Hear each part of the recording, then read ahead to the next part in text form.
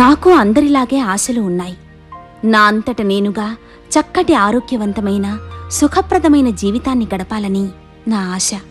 కానీ పరిస్థితుల ప్రభావం వల్ల నేను కుటుంబ పెద్దగా బాధ్యతలు చేపట్టవలసి వచ్చింది. నా భర్త 10 సంవత్సరాల క్రితం నన్ను విడిచి వెళ్ళిపోయాడు. ఆర్థికపరమైన ఇబ్బందుల వల్ల నేను మా కమ్యూనిటీ వృత్తిని చేపట్టడం జరిగింది. తక్కువ ఆదాయం, ఎక్కువ మంది కుటుంబ సభ్యుల పోషణ నన్ను కమర్షియల్ సెక్స్ వర్కర్, పడుపు వృత్తి వైపు నెట్టివేశాయి. నా పేరు లక్ష్మి. నేను నెల్లూరు పట్టణంలో ఉంటున్నాను. రాష్ట్రంలోని 7 కోట్లకు పైగా ఉన్న జనాభాలో హెచ్ఐవి ఎక్కువ ప్రమాదం ఉన్న జనాభాలో 23% ఉంది. తక్కువ ప్రమాదం ఉన్న జనాభాలో 1.6% ఉంది. సెక్స్ ద్వారా దాదాపు 91% హెచ్ఐవి మన రాష్ట్రంలో వ్యాపిస్తోంది. దాదాపు 1,00,000కు పైగా ఫిమేల్ సెక్స్ వర్కర్స్ మన రాష్ట్రంలో ఉన్నారు. 9 కోస్తా జిల్లాల్లో 8 జిల్లాల్లో సాధారణ హెచ్ఐవి ప్రబలి ఉంది. సెక్స్ వర్కర్స్లో ఎస్టీడీ, హెచ్ఐవి మరింత ఎక్కువగా ఉంది.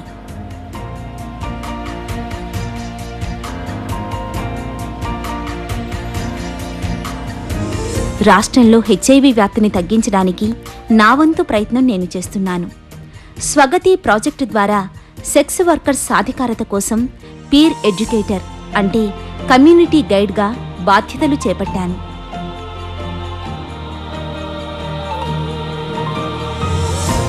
మాకు ర్యాపిడ్ రెస్పాన్స్ అని చెప్పి ఒక నెంబర్ పెట్టుకున్నామండి. అందులో అధ్యక్షుల నెంబర్ ఉంటుంది, నా నెంబర్ ఉంటుంది. ఎవరికైనా సరే మా కమ్యూనిటీ వాళ్ళకి ఎవరికైనా ఇబ్బందులు వచ్చినా, వాళ్ళకి ఎటువంటి ఆపద వచ్చినా కానీ వెంటనే మాకు ఫోన్ చేస్తుంది. 24 గంటలు మాకు ఆ నెంబర్ పనిచేస్తుంది.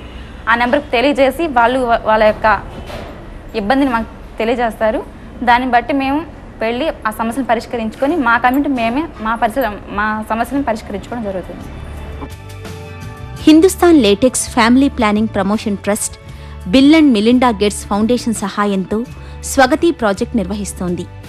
స్వయం సహాయక బృందం తరహాలో ఈ స్వగతి సెక్స్ వర్కర్స్కి హెచ్ఐవి పట్ల మరింత అవగాహన కల్పించి తమంతట తామే హెచ్ఐవి వ్యాధి వ్యాప్తిని తగ్గించి ఆర్థికంగా నిలదొక్కునేటట్లు చేస్తుంది. కొంతకాలం తరువాత సెక్స్ వర్కర్స్ ఈ కార్యక్రమాన్ని పూర్తిగా తమంతట తామే నిర్వహించడానికి కావలసిన శక్తియుక్తులను అందిస్తుంది. పీర్ ఎడ్యుకేటర్గా మా బృందానికి నా సేవలు ఎప్పుడూ అందుబాటులో ఉంటాయి. కీ పాపులేషన్ అంటే వ్యాధి సోకగల జనాభా ఉండే ప్రాంతాల్లో ఒక్కొక్కరిని విడివిడిగా కలిసి వ్యాధి రాకుండా భద్రతతో కూడిన సెక్స్ గురించి వివరిస్తాను.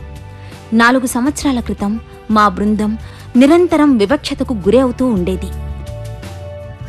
మనం బయటికి వెళ్తున్నాం కాబట్టి కాండమ్స్ మడసాను కంపల్సరిగా మనం వాడాలి. అది వాడుకుంటే మడసాను మనం హెచ్ఐవి బారిన మడసానికి గురి అవుతాము.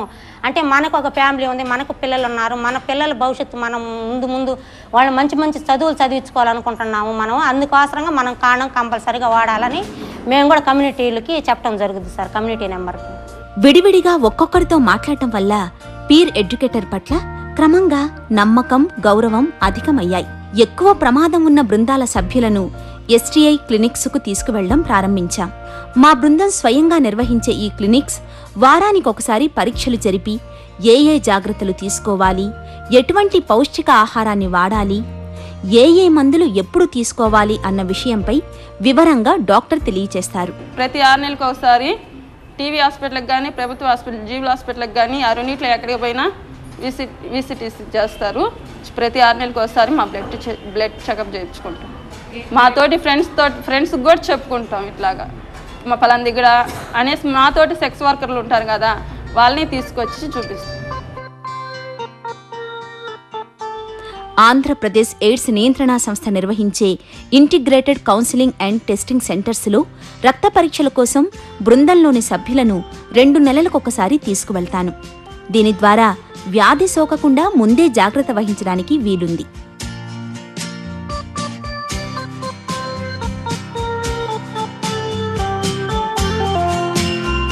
ఒక 16 సంవత్సరాల అమ్మాయిని బలవంతంగా ఆ వృత్తిలోకి దించినప్పుడు వాళ్ళ మీద మేము గట్టి చర్యలు తీసుకొని ఇప్పుడు సార్ వాళ్ళకి తెలియజేస్తాం.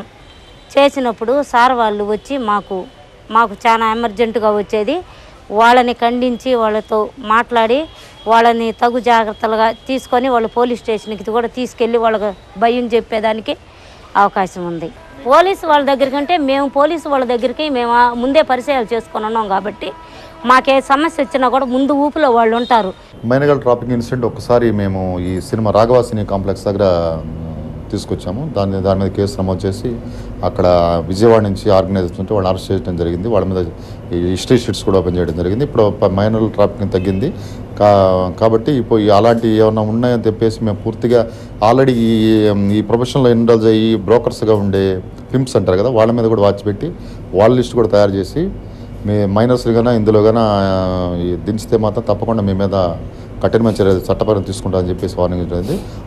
దాదాపు పూర్తిగా ఇప్పుడు ట్రాఫిక్ తగ్గింది. మా అప్రోచ్ మార్చుకున్నామండి. ఇంత ముందులాగా మేము హార్ష్గా ఉండకుండా హార్ష్గా దగ్గర హార్ష్గా ఉంటాం.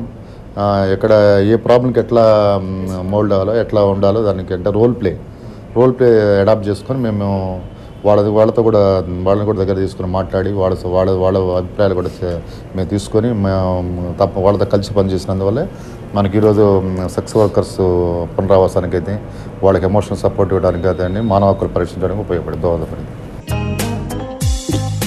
ఎక్కువ ప్రమాదం ఉండే ప్రాంతాల్లో నేను బృందాల వారీగా సమావేశం కూడా నిర్వహిస్తాను. ఆ ప్రాంతంలో హెచ్ఐవి తాజా పరిస్థితి, దానివల్ల సామాజిక ఆర్థిక వ్యవస్థపై పడుతున్న భారం చెబుతాను. ఆరోగ్యవంతమైన వాతావరణంలో చక్కటి పోషకాహార విలువలున్న ఆహారంతో పాటు దీర్ఘకాలిక ప్రణాళికలు ఆధారపడ్డ వారి భవిష్యత్తు గురించి విశదీకరిస్తాను. ఒకప్పట్లో భయంకరమైన ఒక భయంకరంలో బతుకుతున్నాం మేము, ఒక చీకట్లో బతుకుతా ఉన్నాము. ఇప్పుడు ఒక వెలుగు అనేది మాకు వచ్చేసింది.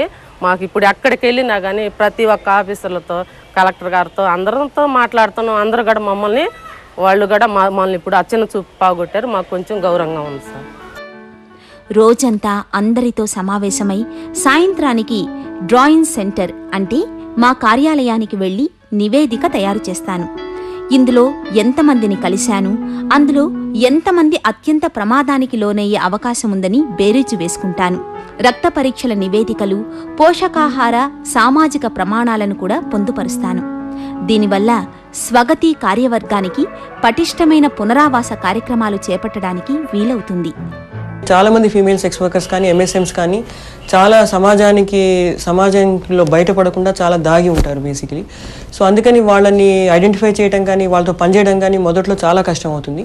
సో మేమేం చేస్తామంటే కొంతమందిని వాళ్ళల్లో బాగా చురుగ్గా ఉన్న వాళ్ళని ఎన్నుకుని వాళ్ళని పీర్ ఎడ్యుకేటర్స్గా తయారు చేస్తారు. వాళ్ళ ద్వారా మిగతా వాళ్ళని అవుట్రీచ్ చేయడం సాధ్యపడుతుంది. సో దానిలో ప్రధానమైన ఉద్దేశం ఏంటంటే ఎవరైతే సెక్స్ వర్కర్స్ ఉన్నారో వాళ్ళందరికీ కూడా అన్ని సేవలు అందించడం. ప్రాజెక్ట్ ద్వారా క్లినిక్ సేవలు, తర్వాత ఇతర సేవలు అందుతాయి. కాండోమ్ సర్వీసెస్ అందుతాయి, క్లినిక్ సేవలు అందుతాయి. అట్ ద సేమ్ టైం ఏంటంటే వాళ్ళ కొన్ని రకాలుగా సామాజికంగా వాళ్ళు బయటికి రావడానికి, వాళ్ళ వాయిసెస్ వినిపించడానికి, వాళ్ళ మాధ్యమంలో వినిపించడానికి మేము కొన్ని ప్రయత్నాలు చేస్తుంటాం.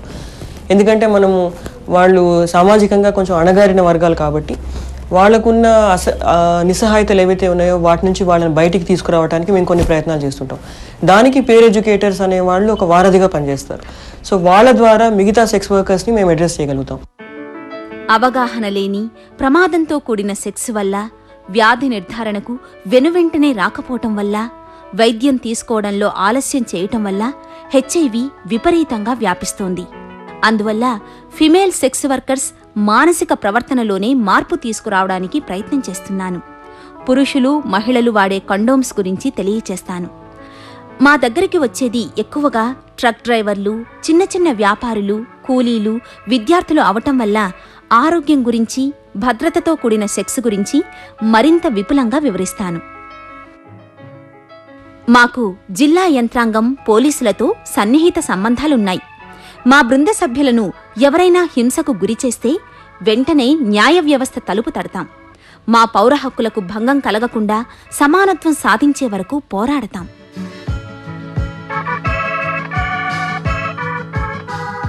హెచ్ఐవి ఉన్న ప్రతి ఒక్కరి సంక్షేమం కోసం మేము కృషి చేస్తాం. గుప్పెడు బియ్యం పథకం కింద ప్రజల వద్ద నుంచి బియ్యం సేకరించి నిరుపేదలైన హెచ్ఐవి వ్యాధిగ్రస్తుల కుటుంబాలకు అందిస్తాం. బియ్యం ఒక్కటే కాకుండా అవసరమైన దినసరి వస్తువులు, వస్త్రాలు, మందులు ఇచ్చి ధీమాగా బ్రతికే ఆత్మస్థైర్యం కలిగిస్తాం. రాష్ట్ర ప్రభుత్వ వివిధ శాఖలతో కలిసి అనేక ఆదాయ, అభివృద్ధి కార్యక్రమాలను మా బృందం కోసం ప్రారంభించాం. ఇందులో కిరాణా కొట్టు, కూరగాయల దుకాణాలు, హోటళ్లు, టీ కొట్లు ఉన్నాయి. చిన్న తరహా పరిశ్రమల వల్ల మాకు అదనపు ఆదాయం సమకూరింది. మా పిల్లల కోసం చక్కటి భవిష్యత్తును అందించగల నమ్మకం కుదిరింది.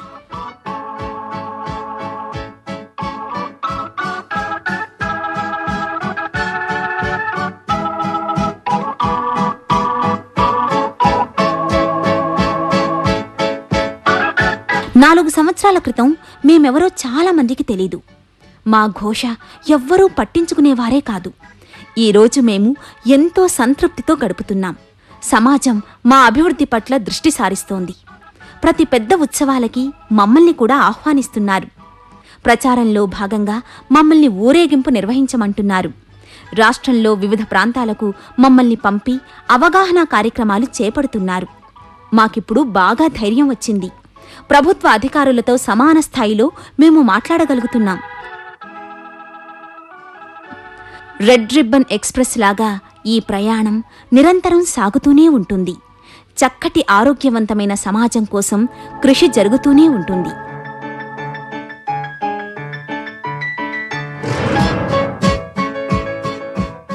మేము చేయగలిగినది ఏంటంటే వాళ్ళకి చాలా వరకు మేము ట్రైనింగ్స్ ఇప్పించగలము. వాళ్ళు స్వయం ప్రతిపత్తితో ముందుకు వచ్చేలాగా మేము తయారు చేయగలము. వాళ్ళకి వివిధ విభాగాలతోటి ఆ లింకేజెస్ ఏర్పాటు చేయగలుగుతాము. అది మేము చేస్తున్నాం. సో ఆ తర్వాత రకరకాల ప్రభుత్వంలో రకరకాల స్కీమ్స్ ఉన్నాయి, చాలా బెనిఫిట్స్ ఉన్నాయి. వాటిని పొందడానికి మేము వాళ్ళకి ఒక బ్రిడ్జ్ లాగా ఉపయోగపడతాం. ఆ తర్వాత వాళ్ళు కూడా దాన్ని అందిపుచ్చుకుని వాళ్ళు ముందుకొచ్చి వాళ్ళు రకరకాల విభాగాలతోటి, కొన్నిసార్లు ప్రైవేట్ ఎంటర్ప్రైజెస్తో కూడా వాళ్ళు కలిసి పనిచేసి వాళ్ళు కొంత గొప్ప వాళ్ళు ఆర్థిక సహాయం పొందగలుగుతున్నారు. 2-3 సంవత్సరాలలో మేము వాళ్ళకి చాలా వరకు వాళ్ళకి నైపుణ్యాలు అందించగలుగుతాము, ఆత్మవిశ్వాసం అందించగలుగుతాము అని మేము అనుకుంటున్నాము. ఆ తర్వాత 2-3 సంవత్సరాల తర్వాత ఈ పర్టికులర్ ప్రాజెక్ట్స్ ఏవైతే ఉన్నాయో టార్గెటెడ్ ఇంటర్వెన్షన్ అంటాం మేము వాటిని. ఆ టార్గెటెడ్ ఇంటర్వెన్షన్ ప్రాజెక్ట్స్ అన్నీ కూడా ఏపీ శాక్స్కి అందజేయబడతాయి. సో వాళ్ళు ఒక స్థాయి వచ్చిన తర్వాతే వాళ్ళు ఏపీ శాక్స్కి వెళ్తారు కాబట్టి వాళ్ళలో ఉన్న నైపుణ్యాలు అవన్నీ కూడా అది రాష్ట్రంలో అన్ని ప్రాజెక్ట్స్కి విస్తరించగలుగుతుంది. అలాగే అన్ని ప్రాజెక్ట్స్లో కూడా వాళ్ళ సొంత వాళ్ళు ముందుకు రాగలుగుతారు. సో ఆ విధంగా వాళ్లకు అందించిన నైపుణ్యాలు ఏవైతే ఉన్నాయో మొత్తం రాష్ట్రం అంతా ఉపయోగపడుతుంది. సో ఆ విధంగా మేము వాటిని చూస్తున్నాం బేసికలీ.